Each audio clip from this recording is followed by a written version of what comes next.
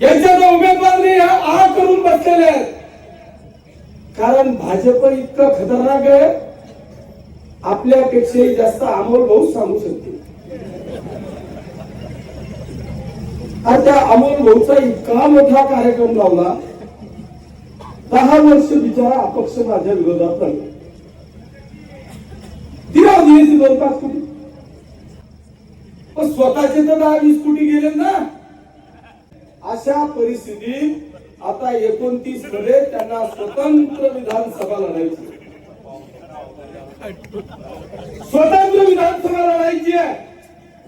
आणि स्वतंत्र लढत असताना ज्या माणसांनी 10 वर्ष विरोधकांचा विषय विचार न करता जेव्हा अपक्ष लढला, त्या माणसाला आता साथ देण्याच्या ऐवजी त्याच्या छातडावर हे 3 आणून ठेवू.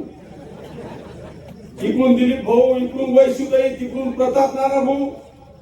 तो बिचारा इतका परेशान आहे की मी सलग 10 वर्ष पक्ष चालवला, विरोधात लढलो, यांच्याशी विरोध घेतला आणि आज माझ्या छातडावर या ठिकाणी आणून ठेवले असं अमोल भाऊ म्हणत नाही.